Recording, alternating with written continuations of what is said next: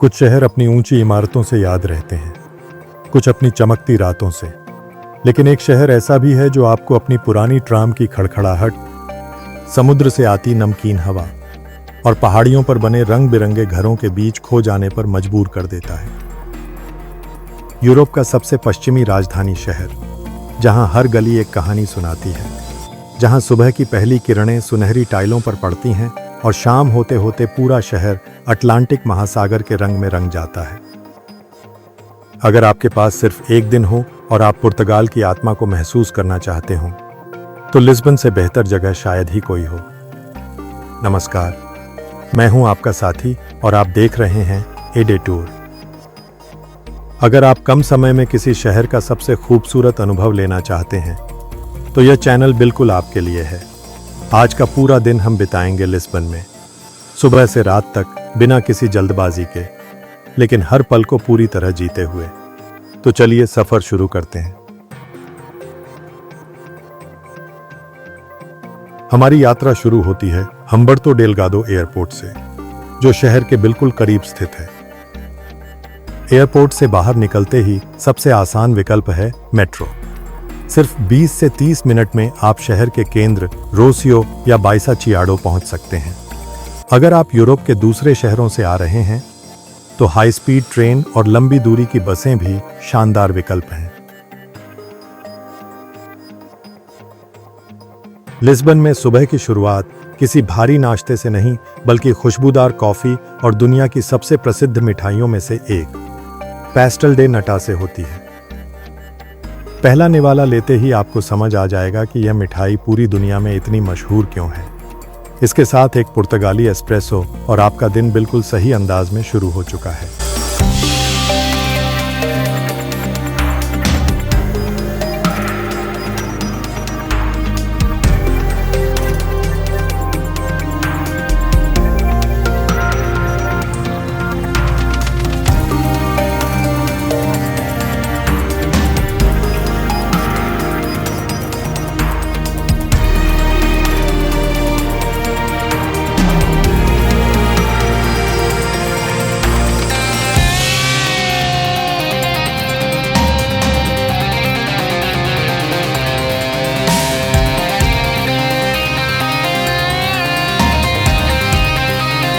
नाश्ते के बाद चलते हैं लिस्बन के सबसे भव्य चौक प्रासा डो कॉमर्सियो की ओर।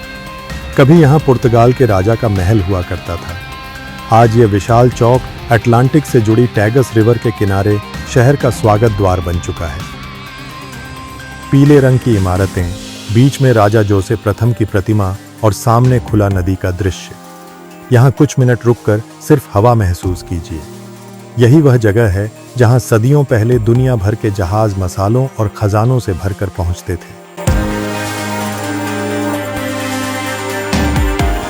अब समय है लिस्बन की पहचान बनने वाली पीली ट्राम 28 में बैठने का। धीरे धीरे चढ़ती यह ट्राम आपको शहर के सबसे पुराने इलाके अल्फमा तक ले जाती है। संकरी गलियां, रंगीन खिड़कियां, कपड़े सुखाते स्थानीय लोग और हर मोड़ पर छिपी छोटी छोटी कहानियां। यह वही इलाका है जिसने 1755 के विनाशकारी भूकंप को भी झेला और आज भी अपनी पुरानी आत्मा को संजोए हुए है। यहाँ बिना किसी मंजिल के पैदल चलना ही सबसे बड़ा अनुभव है।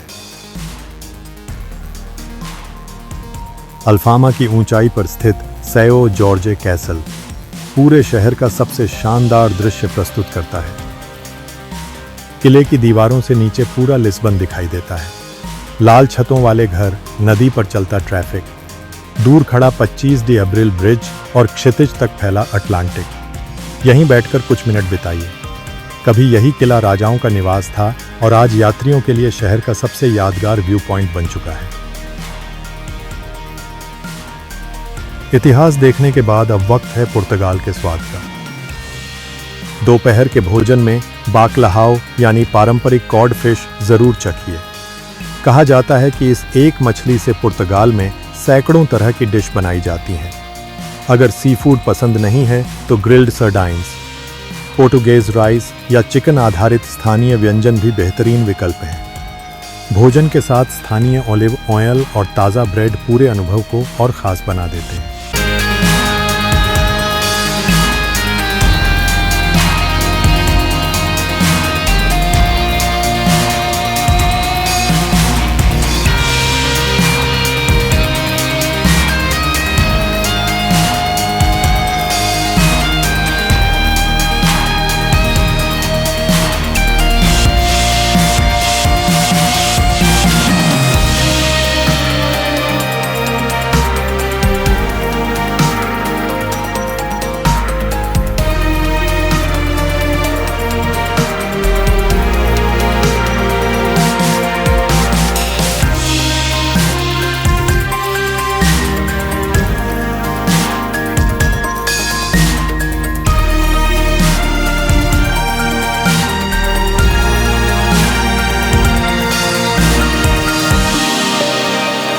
दोपहर के बाद हम पहुंचते हैं बेलेम। यहीं से पुर्तगाल के महान समुद्री खोजकर्ता नई दुनिया की खोज में निकला करते थे। बेलेम टावर सिर्फ एक खूबसूरत इमारत नहीं, बल्कि उस दौर का प्रतीक है जब पुर्तगाल दुनिया की सबसे बड़ी समुद्री शक्ति था। नदी के किनारे खड़े होकर इस टावर को देखना ऐसा लगता है जैसे इतिहास आज भी यहीं सांस ले रहा हो। बेलेम से कुछ कदम दूर स्थित है जेरोनिमोस मोनेस्टेरी। सफेद पत्थरों से बनी यह इमारत पुर्तगाली वास्तुकला की उत्कृष्ट मिसाल मानी जाती है। यहीं वास्को द गामा की समाधि भी स्थित है।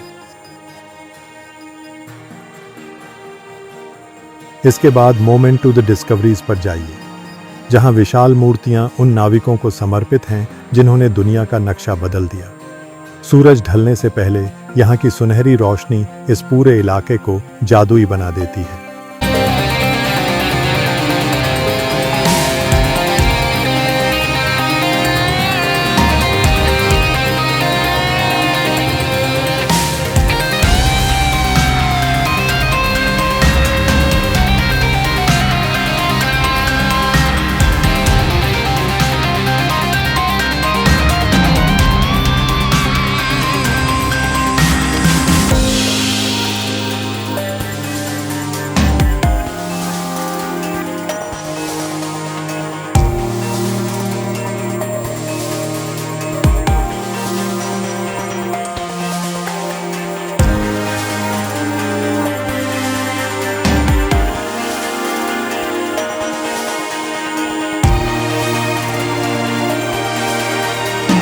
अगर आपके पास थोड़ा अतिरिक्त समय हो तो सांता जुस्ता लिफ्ट से शहर का दृश्य देखिए।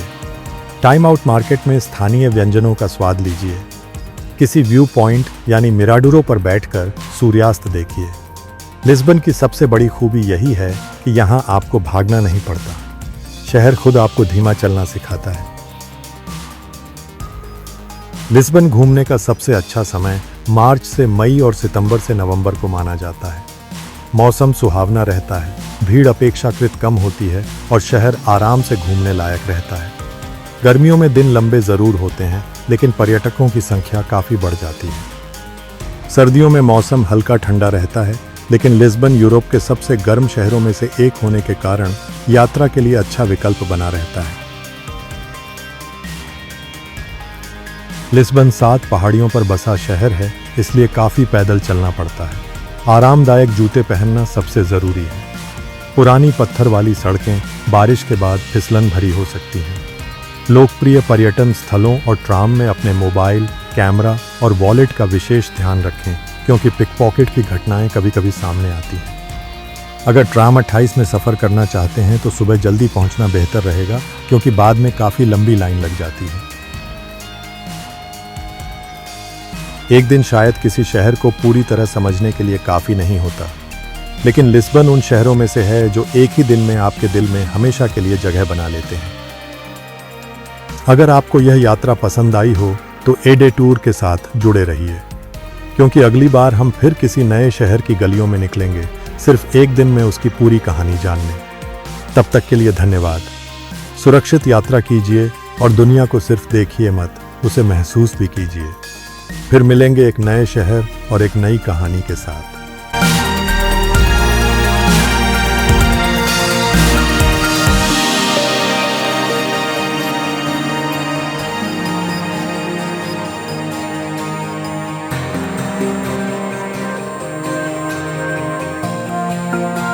अगर आपको यह डे ट्रिप गाइड उपयोगी लगी तो वीडियो को लाइक करें, शेयर करें और चैनल को सब्सक्राइब करना न भूलें। ऐसी ही स्मार्ट और सिनेमैटिक ट्रैवल वीडियो के लिए हमारे साथ जुड़े रहें। अगर आप किसी भी शहर का detailed day trip plan, maps, timing और स्टेप बाय स्टेप आइटिनरी चाहते हैं तो अभी विजिट करें हमारी वेबसाइट adaytour.com। आपकी अगली परफेक्ट डे ट्रिप वहीं से शुरू होती है। मिलते हैं अगली यात्रा में।